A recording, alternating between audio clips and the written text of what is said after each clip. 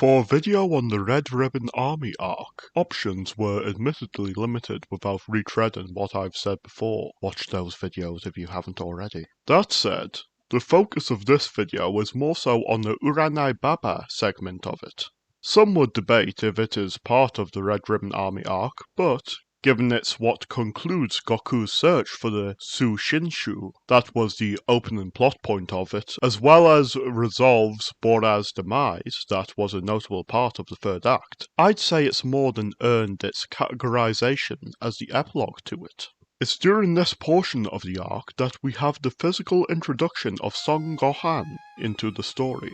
Due to the more notable Gohan in the series, he is often referred to as Ji-Chan Gohan or Grandpa Gohan in the English fanbase, but as Goku's son was years from being born when he appears here, I will be referring to the adoptive grandfather of Goku as Son Gohan or simply Gohan during this video.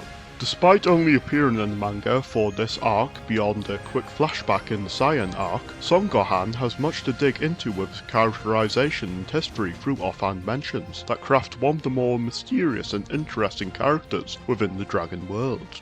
Not much is solidly confirmed on his character history beyond him having performed Shugyo under Muten Roshi alongside Gyumao, having adopted Goku, and eventually being crushed when Goku transformed into an Ozaru. The more vague details do, however, paint a picture of his character history and capabilities, such as him having once forced Muten Roshi into using the Bankoku Bikurisho, though whether in a sparring match or the Tenkaichi Budokai is unclear.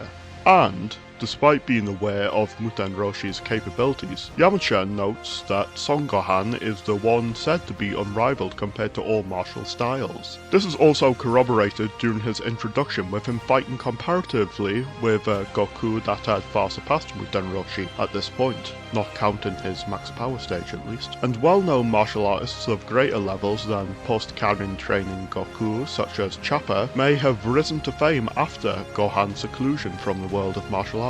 Even Oolong being aware of him shows Son Gohan was quite the celebrity, and Yamcha deducing his ties to Goku from the latter's Nyoibo show that he famously used it as a weapon. We aren't given a clear answer as to how Gohan became famous. If it was through winning the Tenkaichi Budokai, it would be through more than that alone when weapons aren't allowed.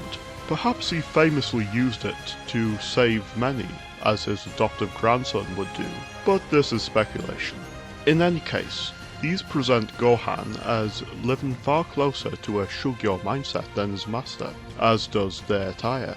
Gohan's design and him coming to reside in a small hut on Paozuyama make it clear that he is meant to represent a very Eastern idea of the Senin, comfortable with the most simple of lifestyles, compared to Kame Senin being more of a Westerner and more casual in his personality. That isn't to say Gohan is without his eccentricities though, as revealed through Goku's dialogue. In Chapter 2, he states that his Ji-Chan was weird even by his own standards, and we see that Goku is used to resting his head on his Ji-Chan's lap as a pillow. Despite the idea of resting against an old man's crotch as a pillow, it's a very innocent yet eccentric idea, with both having to make do with the limited space of their hut, and neither viewing it as any different than, say, a pet curling up on your lap for warmth. We also learned during the 21st Tenkaichi Budokai that Gohan once displayed the Suiken to Goku, which, combined with the technique passed down from Muten Roshi that Gohan taught Goku, being the Janken,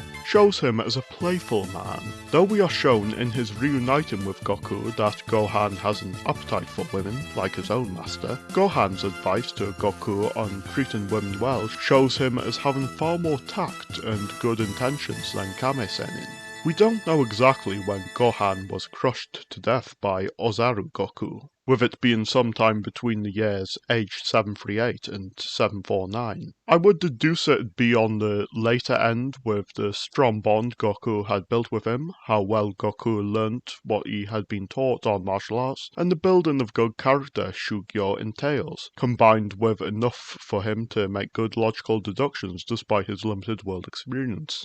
Though still with enough time passing for Goku to come to believe that the Tsushinshu was Gohan's Katami, essentially an heirloom or prized possession, that had become his Ji-Chan due to the very Eastern idea of people's souls come to inhabit objects they're closely associated with. More on that point on the Dragon Ball as Gohan's Katami later though. One notable part of Son Gohan's design in his initial appearance is the Kitsune no Omen, or fox mask, Toriyama reused from his design of Nejishiki-kun from Dr. Slump. In the context of this narrative though, it's far from similar cases in shonen of a random mask design serving purely to not give away a character's identity, and has strong thematic ties to its role in the story.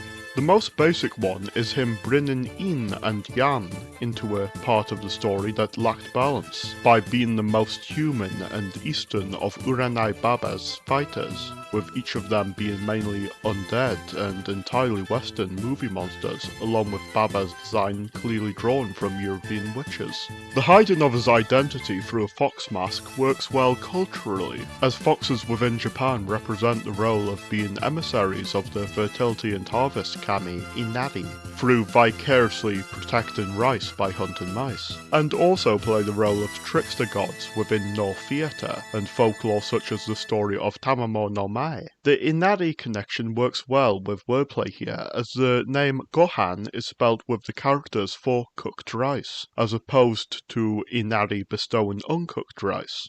The mask makes this rice appear uncooked when cooked, much as it makes him appear alive when he is actually deceased. This also works well in conflict with Goku, when monkeys are also tricksters within Buddhist folklore, as with Sun Wukong, and are given more recognition within Buddhism than most animals for more closely resembling humans, when Buddhists believe the human body structure is the most ideal for an enlightened being. A major reason why several monstrous characters in this Budo-Daoist story achieve their most humanoid form when their ki is brought to their most well-cultivated level. This causes the match between he and Goku to be one of fellow tricksters in Shinto versus Buddhism.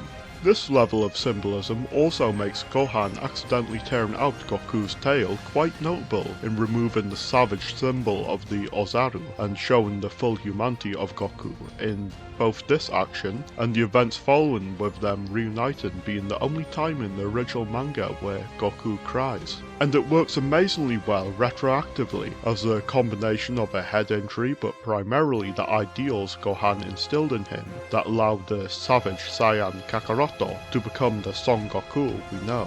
At least until both Minus and Super retconned Bardock's family into being an exception among Saiyans and instantly ruining the themes of both the Saiyan and Frieza arcs in record time. Speaking of Gohan's role in tempering Goku's character, this is where his position at this point of the narrative shines. Along with providing advice of Goku's tail weakness that we see delivered on in the next arc, their fight acts as a fitting conclusion to this segment of Goku's character arc. Goku had considered the Shushinshu to be his grandfather's soul until meeting Burima, and still viewed it as important enough to journey and retrieve him. This led to him exploring the world and meeting many people important to his Shugyo, becoming physically stronger and more aware of civilization. To face the man who was previously his only connection to another life not only works as an end goal on this quest for the Dragon Balls, but meeting him helps change his opinion on the Shushinshu